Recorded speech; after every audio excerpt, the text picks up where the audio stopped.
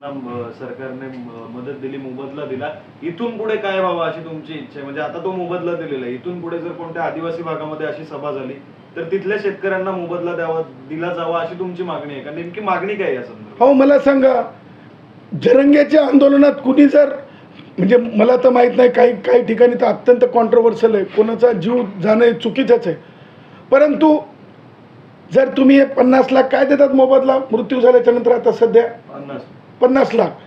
मला सांगा, भारतरत्न डॉक्टर बाबासाहेब आंबेडकरांच्या मराठवाडा विद्यापीठाला नाव द्या म्हणून किती लोकांनी आजपर्यंत, म्हणजे नामांतरापर्यंत किती लोकांनी वीरमरण पत्करलं?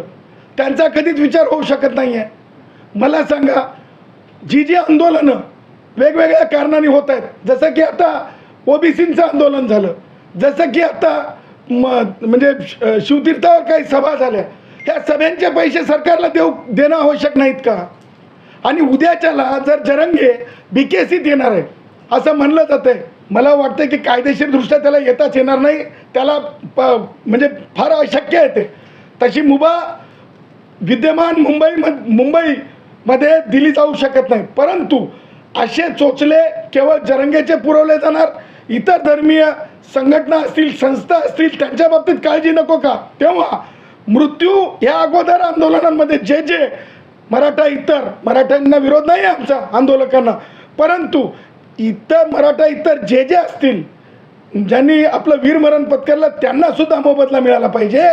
आणि जर तत्वामध्ये असेल की यांना जसं जरंगेच्या सराटीमध्ये ज्या प्रकारे मोबदला शेतकऱ्यांना देण्यात आला, त्याच प्रकारचा मोबदला जिथे इतरांचं आंदोलन झालं त्या शेतकऱ्यांना किंवा त्या हॉलच्या भाडं सुद्धा दिलं गेलं पाहिजे.